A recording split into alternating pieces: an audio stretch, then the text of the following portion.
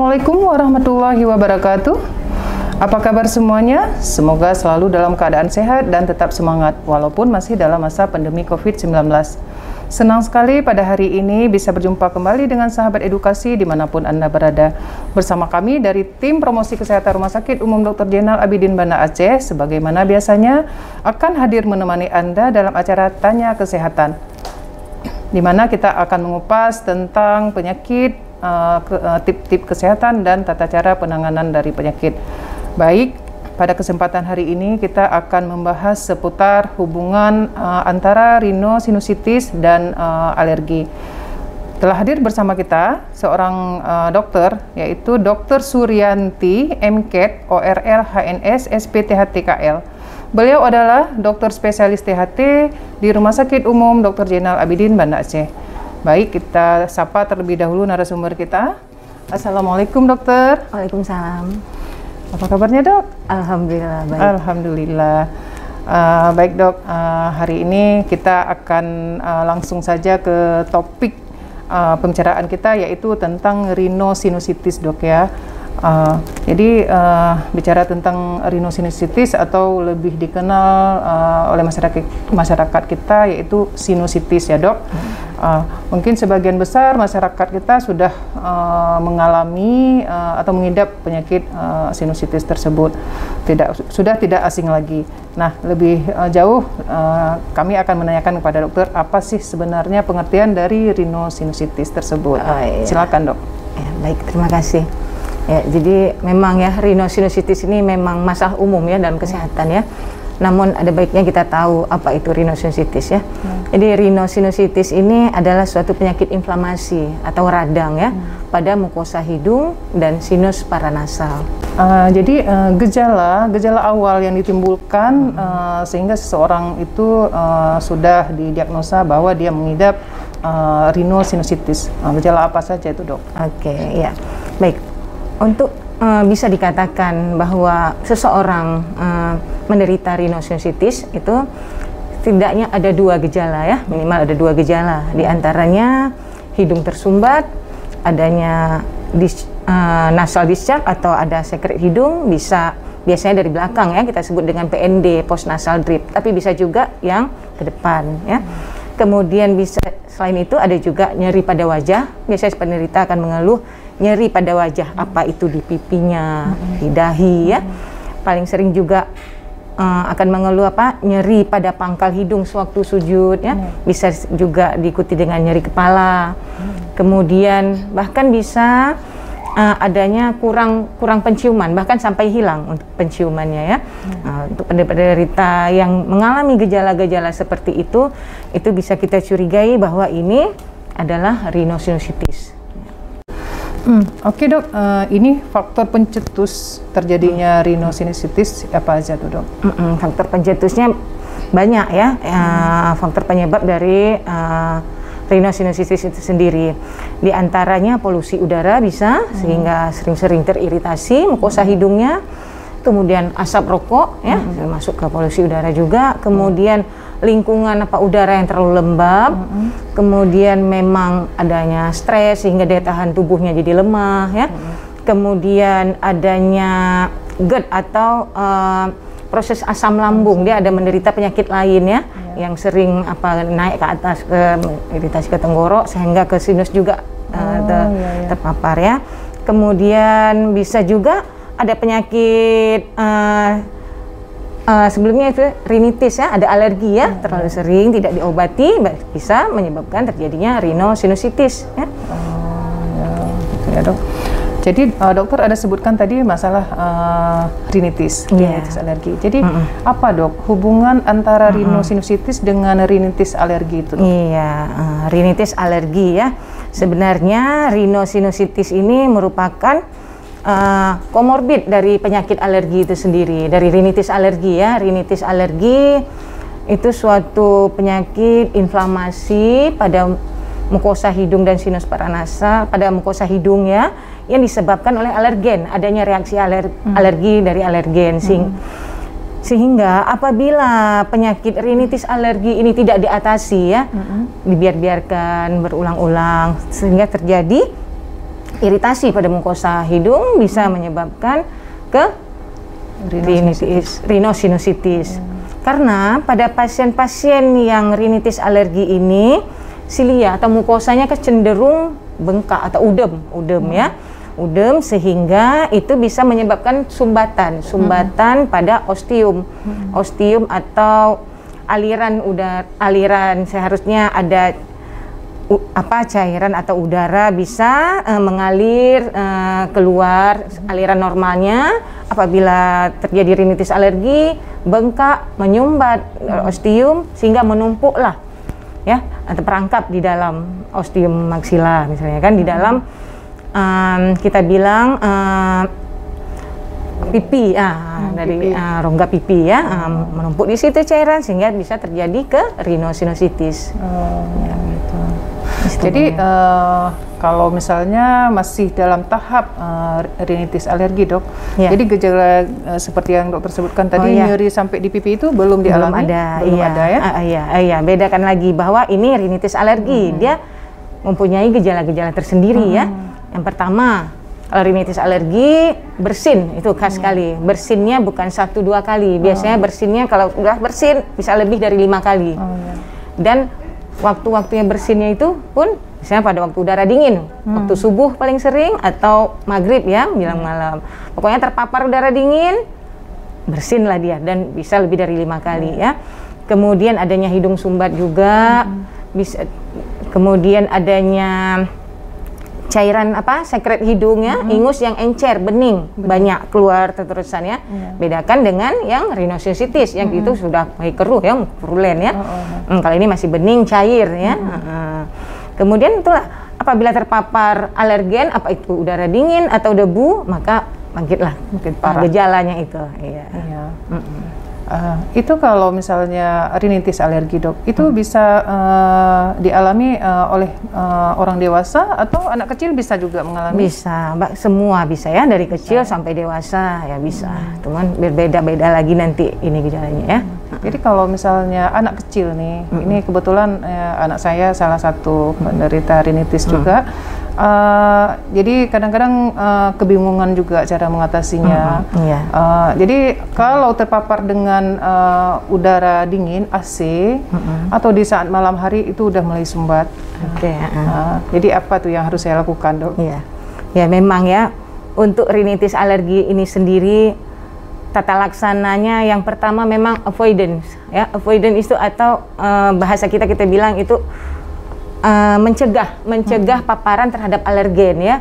Jangan ketemu ya dengan udara dingin ataupun debu gitu ya. Bagaimana caranya? Kalau udara dingin itu tadi ya kecilkan naikkan suhunya, jangan terlalu dingin ya. Kemudian kalau subuh bangun boleh minum air hangat dulu, olahraga dulu sedikit supaya hangat badannya baru mandi ya. Kalau untuk di rumah misalnya debu jangan disapu tapi lap basah. Kemudian jangan ada boneka-boneka, karpet ya.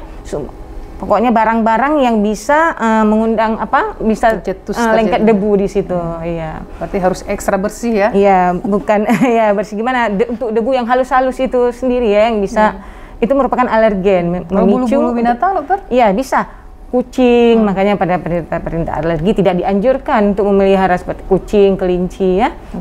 Itu bisa juga sebagai alergen, berbeda-beda, banyak ya. Antara juga tungau, tungau pada tilam ya, makanya tidak memang harus ventilasi rumah juga harus bagus, harus terbuka ya, supaya tidak mudah berkembangnya tungau apa bakteri ya.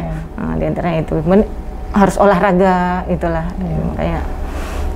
Baik dok, jadi pengobatan secara keseluruhan nih rhinosinusitis atau maupun rinitis alergi gimana nih dok tata laksananya? Ya baik, untuk tata laksananya sendiri tadi rinitis alergi dengan rhinosinusitis ini berbeda ya. Kalau rinitis alergi selain yang pertama tadi avoidance, hindari faktor pencetusnya, ada juga memang dengan pengobatan obat-obatan ya, bisa diberikan antihistamin ya. Kemudian ada juga yang terbaru dengan imunoterapi ya. Namun gimana tuh dok kalau imunoterapi? Kalau imunoterapi mungkin di tempat kita belum ya, belum ada ya. Belum ada. Tapi memang yang paling penting itulah hindari faktor pencetusnya, Kalau udah gejalanya memang berat, kita berikan, memang ada tahap-tahap pemberian obat-obatan ya. Bisa dengan antihistamin, obat semprot hidung, intranasal steroid, ada obat-obatannya ya. Nah, namun kalau untuk rhinosinusitis itu beda lagi. Rhinosinusitis memang ada infeksi, kita berikan itu antibiotik ya, ada tata laksana tertentu dia ya, tersendiri ya. Berikan antibiotik, lakukan juga proses cuci hidung ya, proses cuci hidung untuk memperbaiki mukosilier ya, dari mukosa itu sendiri ya, supaya bagus lagi nanti. Kemudian itu dari pengobatan, dan kita obati, kita anjurkan penderita untuk cuci hidung, untuk kontrol, ubah gaya hidup, baru nanti kontrol lagi. Kita nilai lagi nanti, biasanya setelah diobati kita nilai lagi ya. Apakah evaluasi lagi. Bila memang tidak ada perubahan, sudah kita CT scan, bisa kita periksa nanti, kita nasoendoskopi. Bila kita dapatkan memang kelainan-kelainan anatomi pada hidung, apabila memang perlu dilakukan tindakan operasi, maka bisa kita operasi. Ya. Itu jalan terakhirnya operasi ya, Dok? Iya. Sebenarnya bukan jalan terakhir juga, tergantung dari faktor yang menyebabkan dari rhinosinusitis itu sendiri. Apabila ini memang tidak bisa dengan medikamentosa atau pengobatan, memang kelainan bentuk ya, kelainan bentuk, apakah itu tulang septumnya yang bengkok atau memang sudah tertutup tadi lubang ostium untuk aliran dari sinus, ya, memang harus kita perbaiki ya, kita yang udah tersumbat kita buka sumbatannya, tentu dengan tindakan operasi ya. Kemudian kalau yang bengkok ya kita luruskan supaya tidak menyumbat ya. Jadi tergantung penyebabnya ya. Dokter tadi ada menyebutkan tentang cuci hidung ya, Dok? Oh iya, cuci hidung. Jadi saya juga pernah mendengar mencuci hidung kalau misalnya mengalami sinusitis. Jadi langkah-langkah untuk melakukan cuci hidung tuh gimana, Dok? Iya, baik. Jadi cuci hidung ini sendiri kita selalu menganjurkan pada pasien-pasien rinitis alergi maupun rhinosinusitis ya. Ini sederhana sebenarnya ya. Yang paling dianjurkan memang dengan menggunakan cairan NaCl ya. NaCl 0,9% ya. Jadi nanti untuk si pasien ya akan diberikan cairan NaCl, fluid untuk menyemprot ya. Jadi tempatnya kan ada di rumah gitu. Bisa disedot cairan. Kemudian apabila hendak menyemprot, ya tarik nafas dulu, lepas ya, jangan nanti sambil semprot tarik nafas ya. Nah, kemudian kepalanya sedikit menunduk dan dimiringkan berlawanan dengan arah hidung yang disemprot. Iya, misalnya kita hendak menyemprot ke hidung kanan, agak miring ke kiri ya, semprotkan. Dan bisa dilakukan secara bergantian ya, Dok? Iya, secara bergantian. Iya, jadi syaratnya. Kalau misalnya ini yang dokter sebutkan tadi kan itu praktek kita lakukan di rumah sakit. Kalau misalnya untuk pasien melakukannya sehari-hari di rumah, yang lebih praktisnya, Dok, tidak menggunakan sped atau yang praktis gitu, Dok? Yang praktis ya. Sebenarnya itu tidak dilakukan di rumah sakit saja, tapi memang dibekali, diresepkan untuk bisa dilakukan di rumah ya. Gitu. Untuk di rumah. Namun yang paling, kalau memang tidak tersedia NaCl ya, kita bisa menggunakan air mineral ya, air mineral yang sudah dimasak ya, steril ya. Kemudian kalau tidak ada speed tadi untuk penyemprot, kalau yang sekarang yang paling gampang itu bisa dengan menggunakan botol kecap ya, botol kecap yang bisa semacam yang bisa untuk dipencet semprot ya, bisa. Namun air mineral itu sendiri setelah dimasak dicampurkan dengan seperempat ya, dari seujung sendok teh garam seperempat ya. Ya. Garam dapur, Dok? Ya, garam dapur. Namun ada syaratnya, garamnya tidak boleh yang beriodium ya. Dan harus dipastikan dulu ini tidak tercemar garamnya, harus yang bersih. Air saja tuh harus dimasak ya. Kemudian itu baru boleh kita semprotkan. Caranya sama seperti yang tadi. Namun ada kekurangannya untuk yang tidak menggunakan NaCl. Kadang-kadang takutnya kalau di rumah kurangkah garam yang dimasukkan dosisnya, ya. Kemudian ataukah terlalu berlebihan yang bisa menyebabkan iritasi, nanti kan malah jadi tidak lebih parah ya, Dok. Iya, memang paling aman dengan NaCl itu bisa juga dibeli di apotek-apotek terdekat. Baik, Dok. Ini yang terakhir nih dok, tips apa saja sih ini biar kita terhindar dari penyakit rhinosinusitis dok? Ya baik. Tips-tips yang mungkin yang bisa kita lakukan diantaranya menjaga kesehatan, diantaranya kebugaran tubuh, olahraga teratur, jaga kebersihan lingkungan, kemudian apabila ada dengan riwayat alergi debu atau makanan tertentu ya hindari. Kemudian kalau perokok ya jangan merokok, tidak boleh ya, itu bisa mengiritasi, memicu untuk terjadinya rinitis sehingga bisa terjadi rhinosinusitis juga. Ya makan makanan bergizi sehat ya. Itu ada makanan yang harus dipantang dok? Saya rasa kalau makanan khusus ya tentu kita tahu mungkin makanan-makanan yang banyak mengandung pengawet, penyedap ya itu hindari. Lebih sehat memang makanan yang di rumah ya, banyak makan buah, sayur ya. Saya rasa itu aja. Namun mungkin ada beberapa orang-orang tertentu yang memang alergi makanan laut, alergi apa tertentu ya, bisa hindari makanan-makanan yang menyebabkan alergi. Itu tergantung dari orang itu sendiri, berbeda-beda ya tiap orang ya. Mungkin jangan minum dingin ya, jangan makan goreng-gorengan terlalu banyak, itu juga mengiritasi. Berarti selalu air hangat ya dok? Bagusnya ya. Ya air. Ya. Iya. Baik dokter, terima kasih banyak nih atas waktunya telah memenuhi undangan kami untuk hadir di sini. Mudah-mudahan apa yang disampaikan bisa bermanfaat untuk saya pribadi dan untuk semua yang mendengar. Jadi demikian bincang-bincang kita hari ini mengenai rhinosinusitis.